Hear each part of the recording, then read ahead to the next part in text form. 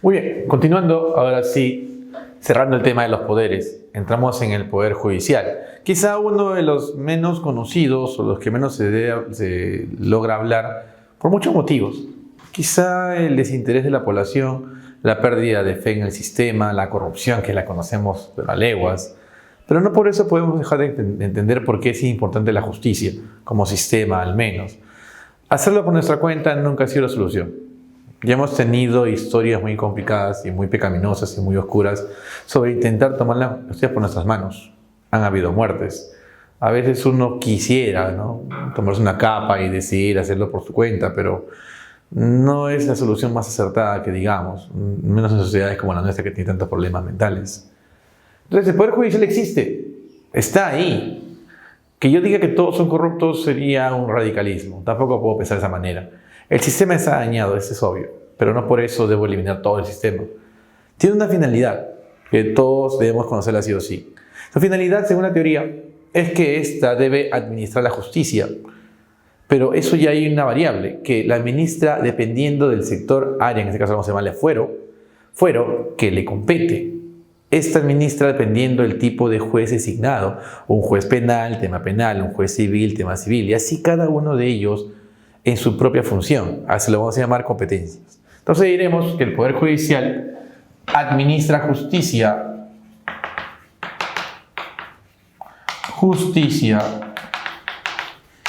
en materia de su competencia.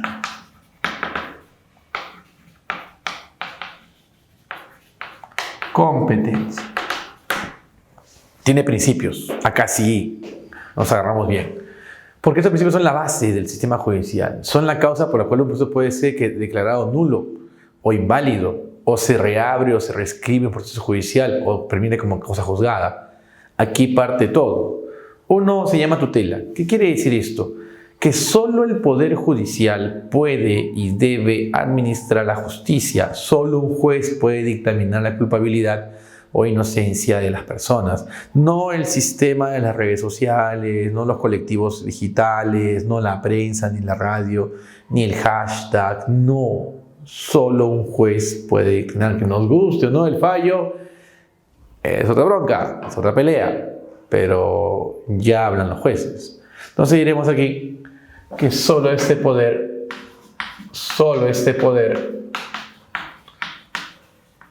administra justicia.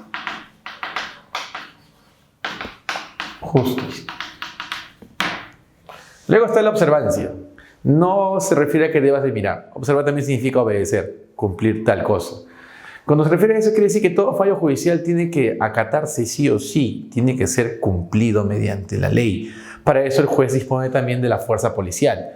Caso de embargo, detenciones preventivas, allanamientos de morada, todo eso lo hacen los fiscales con los jueces a través de la policía como entidad del Estado. Así que diremos que la observancia se basa ¿en qué?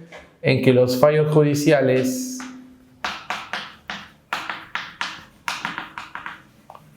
se acatan. Luego está la gratuidad. Al ser un servicio público, se gestiona a través del servicio del Estado. La tributación y los recursos del Estado asignan todo tipo de presupuesto dentro del Poder Judicial. Claro, a veces y muchas veces nos cobran por el servicio por un tema administrativo, pero el proceso en sí mismo está subsidiado por la autoridad estatal. Así que diremos que los procesos son subsidiados o financiados de forma pública. Todos conocemos el famoso refrán, ¿no? A veces salen en las series de televisión o en las películas. Si usted no tiene un abogado, el Estado le puede asignar uno. A eso se refiere con la gratuidad. Cuarto, no hay condena en ausencia. No te pueden condenar por un proceso en el cual tú no estás presente. ¿Por qué no pueden hacer eso? Porque tú tampoco puedes dar tu réplica. Y eso vulnera la legítima defensa. Así que se necesita sí o sí, se requiere la presencia del investigado. Claro, aquí hay dos formas, ¿no? ¿Cuáles son las formas?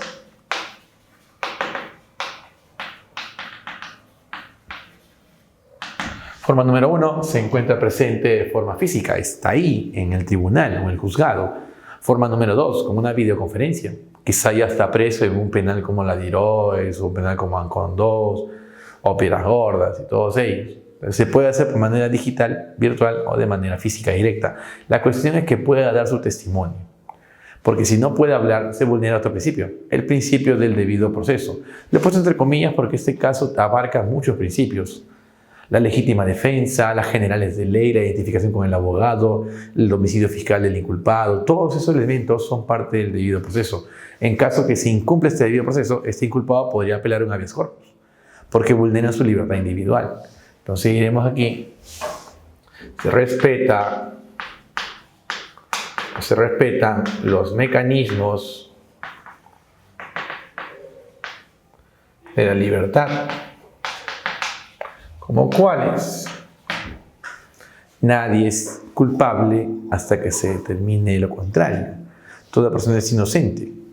Toda persona es inocente. No puede ser un cargamontón por redes sociales porque un tipo le dicen en las redes, tal persona golpeó a su esposa hasta dejarla desangrada. A menos que haya un video, un testimonio, ahí puede ser, pero mientras tanto no hablamos de nada más que de eso. Porque hay que esperar todavía que la investigación continúe. No gana nada yo reventando a patadas al tipo. Hay un debido proceso, si no también yo estoy incumpliendo eso. Y es más, el reo puede acusar que ha sido amedrentado para dar testimonio. ¿Qué evidencia tiene? Le acaban de pegar. Entonces, eso podría invalidar el proceso. Hay otro principio que no lo he puesto, pero que indica que ninguna acción legal se puede obtener mediante vías ilegales. Y eso es cierto. Si mi testimonio se ha obtenido por tortura, cuestionamiento, alzamiento, linchamiento, bullying, no hay el testimonio. Se tiene que dar en las mejores condiciones debidas, apelando a la seguridad personal que está en el artículo 2 de la Carta Magna. Ahí tienes. Publicidad. Ya que es parte de un evento social, un evento del Estado, estos actos jurídicos tienen que ser conocidos por la población.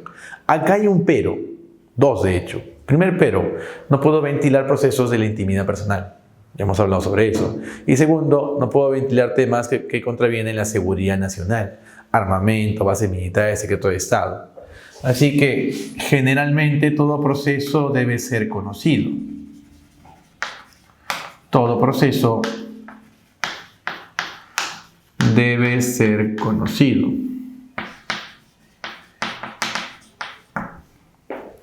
Siguiente, la apelación. Quizá el fallo no te gusta, o no me gusta el fallo, o quizá simplemente exigía más condena, o la condena no era para mí, yo era inocente, quizá desde el punto de vista. Tengo la facilidad de llevar el caso a la siguiente instancia. También es otro principio que no está mencionado, la pluralidad de instancias. En la regionalización y la descentralización del Estado, tomando en cuenta que uno puede apelar a ciertos dictámenes dentro de una jurisdicción misma o incluso hacia otras. En la apelación se da la posibilidad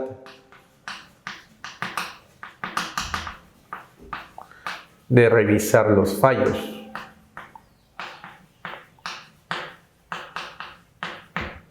Los fallos. Y por último, en caso de que este proceso haya generado consecuencias negativas en el individuo, dígase por ejemplo una pérdida del trabajo. Vamos a hacer un ejemplo. Un tipo es acusado, por ejemplo, de maltrato a la mujer. Y la tendencia hoy en día es que uno deba reventar a todos sin siquiera un testimonio. Vamos a reventarlo. Así que la sociedad decide castigar, redundando, socialmente al individuo. El desprecio, el enojo, una sociedad que ni siquiera tiene cara para juzgar, pero lo hace. De tal manera que la imagen del tipo termina en el suelo. Comienza el proceso, pasan los meses de todo esto, su imagen ya está dañada y se comprueba que es inocente, que realmente él no hizo lo que todos decían. ¿Quién paga por esa persona? La gente que lo golpeó, en la vida van a pagar ellos. Así que en ese caso el Estado debe reconocer que el tipo ha sufrido por un tema injusto, por una investigación injusta, lo que ni siquiera es responsable. Ahí el ciudadano puede exigir que el Estado lo repare civilmente, hablamos de tema económico. Esa es la indemnización. También opera entre el agraviado con el acusador, también puede ser así. También puede ser o acusado con el acusador. Seguiremos una solicitud de reparación económica. Reparación económica.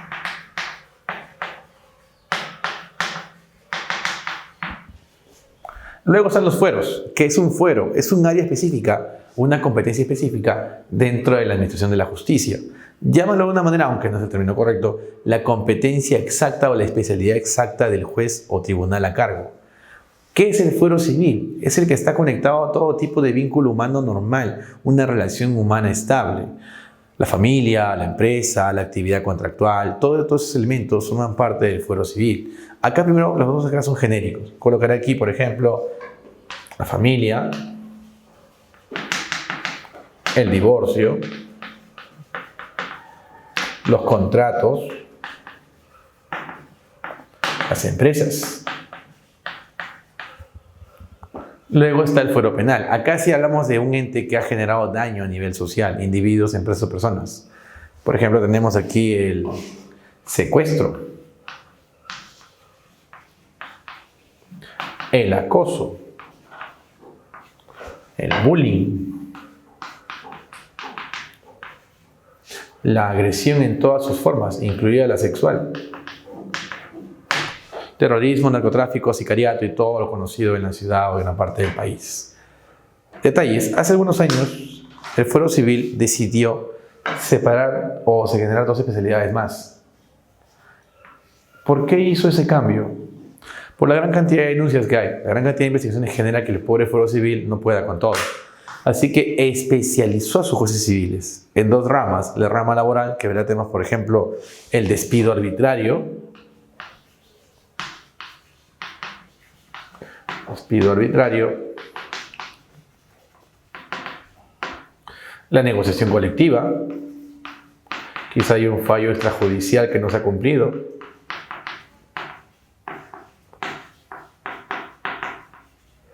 Y el fuero familiar, el abandono de hogar, el incumplimiento de haberes.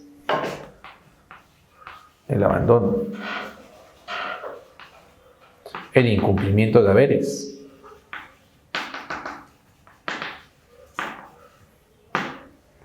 Y estos dos últimos no son parte del sistema judicial directamente. Están por fuera, son casos extraordinarios o excepcionales. Estos tienen su propio tribunal, no forman parte de las instancias. Cada uno son inapelables a su estilo. El fuero electoral, como sabemos, está a cargo del Jurado Nacional de Elecciones.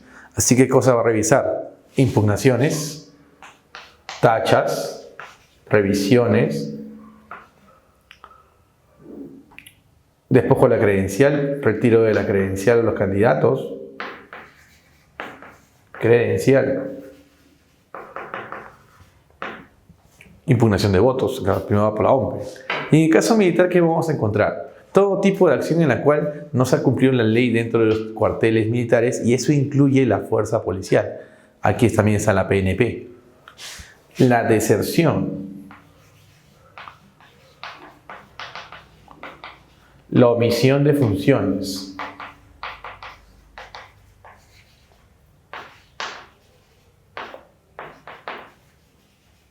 recordemos un caso en el cual una señora llamaba a la policía, a la comisaría respectiva de su región, localidad, pidiendo ayuda ante la amenaza de la pareja. La comisaría decidió no atender el caso, aparentemente no lo atendió, y eso llevó a que la señora muriera a golpes. El ministro acudió al lugar y se dio cuenta que realmente no atendieron el caso. Tenían que tomar acciones y no lo hicieron. De ese modo se comprobó que hubo una omisión y ahora hay denuncias penales contra todos ellos. Muy bien, ahora tenemos aquí el tema final, las instancias. Hay niveles de investigación y de preparación de la justicia y cada uno se vuelve más complejo. A medida que yo haciendo el análisis va a ser más complejo, más minucioso, pero a manera que yo desciendo también lo que va a aumentar es la especificidad del lugar. Voy a ser más específico en la región o localidad que me corresponde. Mientras más suba, más global el alcance, mientras más baja a ser menor. ¿Ya? Tenemos por un lado el juzgado de paz. ¿Qué es el juzgado de paz? Es una entidad figurada a través del voto popular. La gente lo elige mediante el voto. No es un juez. La autoridad aquí no es un abogado. No estudió derecho. Y se lleva por elección popular. Tú dirás, pero si es un abogado, ¿qué va a hacer?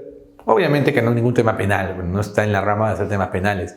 Tampoco temas de conciliación extrajudicial, eso no lo puede tocar. Pero es un tema doméstico, como el manejo de la sequía, los cultivos, el sembradío, el canal de regadío, las peleas en la comunidad. Peleas que no llevan un tema de violencia directa, sino discusiones de pareja, disputas por el tema del ganado, el cultivo, el tema territorial, un tema de identificación de normas. Es un tema más doméstico, no es un juez directamente aplicable. ¿Dónde ejecuta ese tipo de autoridades? Él aplica en caseríos o en comunidades. Él va a los caseríos. Zonas tan alejadas que ni siquiera ni alcalde tiene. Luego entramos ya al juzgado de paz letrado. De aquí hacia arriba ya todos y cada uno de ellos son jueces que han estudiado la carrera de Derecho. ¿Qué ve el tema letrado? Primero, que él sí es un abogado. Ahí comienza todo el trabajo. Él ya vela por temas civiles, negociación, matrimonio, divorcios, aunque no tanto, contratos. Y también la conciliación extrajudicial puede darse aquí de manera aparte de todo esto, ¿ya? En otro tipo de tribunales distintos. Él ya aplica a nivel de distritos.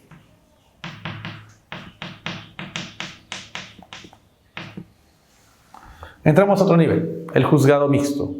¿Por qué le llaman mixto? Tenemos dos tipos de salas aquí. Este tipo de autoridades ya ventila temas civiles y penales, como el tema administrativo, por ejemplo. Vamos ascendiendo y entramos al tema de provincias. A nivel superior ya la complejidad crece mucho. ¿Por qué? Porque esta vez estamos hablando de temas civiles, penales, laborales y sobre todo constitucionales. Aquí comienza a observarse en la primera instancia, aquí, el habeas corpus y el habeas data. Esto ya opera una cosa muy diferente, el concepto cambia. Yo podría poner aquí departamentos o regiones, pero el sistema judicial decidió llamarlo de otra manera. Lo llamó a esto distritos jurisdiccionales. ¿Qué vendrían a ser la fusión de provincias? O algunas al menos. Jurisdiccionales. Y la última, queda claro, opera a nivel nacional. Y así ventila todos los temas. Todos los temas. Muy bien, ya para cerrar esto hablemos de la pregunta final. En una conocida red social, una ciudadana creó una tendencia, /evento, a través del cual se instaba a la población a tomar acción directa contra un delincuente. Algunos sabemos de qué hablamos, ¿no? Dicho fenómeno llegó a mayores, cobrando la vida de 2 personas al ser juzgadas por la comunidad. Cuando digo juzgadas, quiero decir fueron quemados vivos. Eso sí es real. Que por la comunidad. ¿Qué principio jurisdiccional se estaría vulnerando?